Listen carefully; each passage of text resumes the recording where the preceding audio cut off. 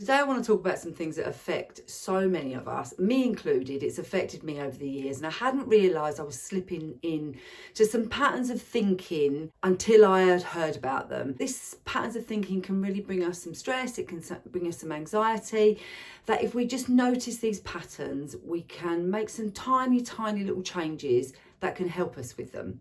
So my name's Diane, I am a qualified counsellor and I'm a Reiki practitioner. These patterns are called cognitive distortions, and I see them often in my clients in my cabin. So I was thinking, well, if my clients have had these patterns of thinking, and if I've had them myself, there must be more of you out there that have had them.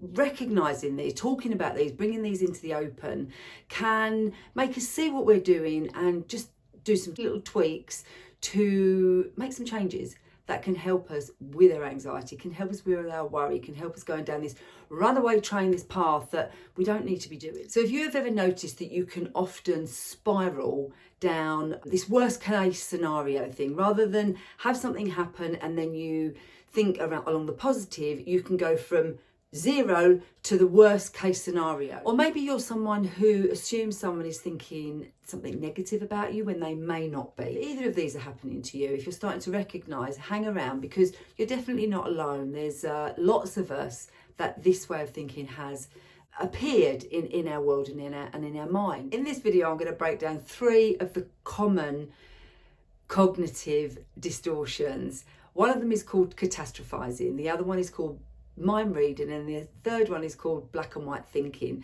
And I'm not just going to break these down. What I'm going to do is I'm going to give you some easy tips on how you can catch yourself doing these, but also how you can challenge them and how you can put small steps in which can lead to bigger steps to make some changes and change this way of thinking. So let me just quickly explain what cognitive distortions are. They are patterns of thinking that can make us feel anxious, they can make us worry, they can make us feel stuck, they can bring us some challenges, and they can make us feel stressed. The first one I want to bring to you is catastrophizing, and defining this simply, catastrophizing, straight away going into thinking something is going to be the worst scenario. We blow something up completely when we don't always have to. Let me give you an example of catastrophizing. You've made a mistake at work, but straight away your brain goes from, oh gosh, I've made a mistake, that's it, I'm done for, I'm going to get fired. When this is found out, I'm going to get fired. So you're catastrophizing a situation and you're taking it to the very worst scenario that could possibly happen. There's no in the middle, you're just jumping from that to that, and that can bring on so much stress in us. A personal example of where I catastrophized about something years ago, and I didn't realise I was doing it then, is one of my daughters was really shy. She didn't like nursery, she didn't like preschool, and then she didn't like secondary school. And I started this catastrophizing. She doesn't like school, she hasn't got any friends, she's never going to learn anything, she's never going to get a job. And then I started blaming myself. So each one of my thought patterns was going straight to the very worst that could happen. So you might be starting to recognise that, oh, actually, I think I may do that. And it's always the worst that I'm imagining is going to happen. Let me give you something that you could do today to start challenging what you're doing. So the first thing I would say to do is to take a breath. Now, we breathe all the time, but there's something different in just us breathing to actually taking a breath. If you do that now, it just centers you straight away. And I have done a previous video on grounding and breath work and the importance of that, of bringing us back into the here and now, back into center us yourself. I might actually put a link of that in the description below so that you can go to that if you feel that that's something you'd like to learn a bit more about. But other than centering, what that taking a breath, giving us a moment can do, it can take us from that back part of our brain, that fight, flight, freeze part of the old part of our caveman brain, which is when we were in fear, when we saw a bear or a tiger or something that we should be fearing, to the front part of our brain where we can think rationally. So taking that breath can just bring us back and let our body and our brain know, okay, let's think about this. And when we're in the thinking part of our brain, that thinking part of our brain is able to ignite, we can then start thinking, what is the worst thing that could happen here where I've made a mistake? And then we can think, what is the best thing? So we're going from what is the worst to what is the best. And then we can look at what is the most likely outcome that can happen from me making a mistake, that you get fired. That is the very worst that can happen. What is the best that could happen is my boss doesn't mind mistakes. What is the most likely thing that can happen is they see that you've done your best. They see that it was a mistake, and your boss may have ideas to show you how it may not happen again, or look into why it did happen. You might be overworked, overstressed, need an assistant. That's the most likely thing that would happen. Is catastrophizing something you are now recognizing that you're doing? A second cognitive distortion that I want to share with you is something called mind reading. Now, mind reading is a pattern when you assume you know what others are thinking. Most often, this can be negative. I'll give you an example. So if you may have texted a friend and they haven't texted you back. I think, that's it. They must be angry with me. I must have done something wrong. And this way of thinking really can fuel our anxiety, because we're going again from presuming what that other person is thinking. We're mind reading what's going on. This way of thinking can really fuel our anxiety, and you can see it building. So it can also damage our relationships. It can damage the friendships and the relationships that we've got, because we're mind reading and presuming that person is thinking that, and that person over there is oblivious to what you're presuming that is going on.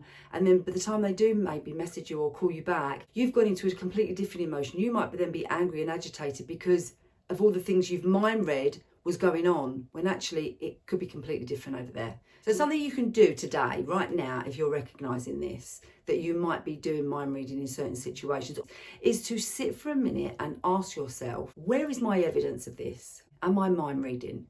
Where is my evidence? What is my evidence? You know, this person hasn't texted me back, and they're angry with me. But actually, where's the evidence that they may be angry with you? They just haven't texted you back for the moment. Let me give you some examples of how you could change that black and white thinking from somebody that hasn't messaged you back, where you could go with that. A friend hasn't replied to your text. So again, take that breath, get yourself back to your rational thinking brain and not doing the mind reading, and think about other things that you could say to yourself other than, she must be angry with me. Because if you've worked out you haven't got any evidence for it, you need to put something else back in place. So she may be in the bath, she may be with family, she may be sorting out children, she may have something challenging going on, she may be busy, they may be busy today, they just may be busy doing other things. How is that sounding? Does that feel familiar? And could you start putting those things in place? Remember, all these things we do with the catastrophizing or the mind reading, they're stepping stones. You may have been doing this, having this way of thinking patterns for a long time. It's about baby steps. When we've done something for a really long time, it's not about, you know, suddenly everything's going to change. I'm recognizing myself and I'm going to change today and I'm never going to do that again. We're often going to slip back into that way of thinking. So baby steps, recognize it, recognize these things, put some other things in place, keep putting these other things in place. But this is going to take conscious thinking for a while because you've done it this other way. So it's opening those new neural pathways to do something different. The third cognitive distortion that I want to share with you today is called black and white thinking. It's about when we see the extreme. We're either going from success or failure. So good, success, bad, failure. We're going from one extreme to the other. An example of this is you telling yourself something like, well, if I don't do this perfectly, then I'm a failure. There's no grey area in the middle. This way of thinking can either lead to perfectionism or procrastination, but it can get us stuck. So we've either got to be perfect or we're going to procrastinate and we're not going to do anything because we're not perfect, because we're going from one extreme to the other, one end of the extreme to the other. There's no grey area. Something that you can do today, to put in place today, if you are recognising that you do this, is you can notice. That's the first thing again, is to notice, but then to also to find the grey area. Where is that middle ground here? What can I change from perfect to failure, success to failure, good to bad? What's the grey area in the middle? Because that's where you want to get to. An example for me of a time when I was doing black and white thinking, and I sat in this place for a really long time, and it wasn't until I heard about black and white thinking that I thought, oh my gosh, I am actually doing that. I was putting off doing lives in a group that I've got and also coming onto YouTube and doing these recordings. And I waited years procrastinating about this because I didn't feel very confident on technology.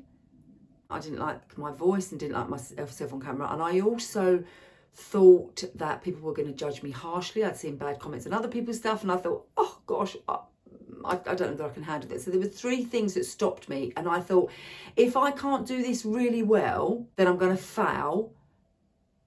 So I'm not doing it. So I didn't do anything. I didn't share all the things that I had bubbling away inside me that I could share on a day-to-day basis with one person at a time in my cabin. But I couldn't share on here because I felt like I couldn't do it perfectly. So therefore I was going to fail. So I didn't do anything. Grey area I found in the middle, and I had to find different words to say to myself rather than I'm not going to be perfect, so I'm going to fail. I had to say a lot of stuff, and I had to repeatedly say this to myself before I was able to actually believe it. And things I told myself was things like, okay, mine may not be perfect, but I'm okay in this moment. It's good enough in this moment. I'm strong enough to take any criticism or judgment that may come my way. And also I told myself often that I will find the right people that will want to hear and listen to what I'm going to be putting out. That seemed to create some movement in me that I could go from, okay, it may not be perfect and I may fail or it may not be as good as I want it to be, but actually it's good enough in this moment. So let me just do it. So can you see where I went from one to the other, and I found that grey area in the middle. So I hope my personal example has helped. An extra little tip that I want to give you for all of the above, actually, for the catastrophizing, the mind reading and the black and white thinking, and it's something that's helped clients in my cabin, is jotting things down, is doing a bit of journaling. Journaling doesn't have to be a big fancy book that looks perfect. It can just be about writing down your thoughts, writing down when you catch that you are doing one of the cognitive distortions above. Well, when you're doing something, write it down, because one, you're putting it on paper and you can start seeing patterns. But other than seeing the patterns, what it can also do, writing it down, it's very cathartic writing something down, because once we're sitting there and we're writing down the situation that has just happened, we can also then start writing down, exploring some of the baby steps that we might want to take or we could take. And before you know it, you're writing down more than you think. And then you can then start writing down things of ways to challenge it and ways to change it. And you can start looking back and seeing the patterns. If the same thing happens a few times in a week or in a month, then you can see, okay, let me go back to this video. What was that lady saying about? How can I change it? What are the ways to change it? What are the ways I can do today? There are my 3 common ways our thoughts can really trip us up, and some really quick and effective ways that we can challenge them and start to change them. And I know they're effective because I've done them myself. I've done these steps myself. So that's why I feel really confident in sharing this stuff out to you today. Remember, these cognitive distortions are really common. They're really normal. Lots of us have them. Learning to spot them really can make a difference on how we feel. It can help reduce our anxiety. It can help reduce our stress and our worry. And overall then, it can change our energy, it can change our way of being, it can change our day, it can change our week, and it can change our month. I would really love to know in the comments if you recognise yourself in any of these, if you're now thinking, do you know what, this is time to tackle this, it's time to start making some changes. And if you found this helpful, please share with somebody else, because I'd like to get out to as many more people as I can, because I was stuck in this way of thinking until I found out about this stuff, and now I'm like, oh my gosh, why did no one tell me this before? So that is my reason for sharing. There is no trick, I don't need your email address, I don't want anything from you. I just want to share this stuff that I've discovered myself and has helped me, and I want to share it, and I want to make us all be more confident and less stressful, less anxiety. See you on the next video. Press that subscribe and that bell so that you get notified when I put my next video out, and I shall see you soon. Bye.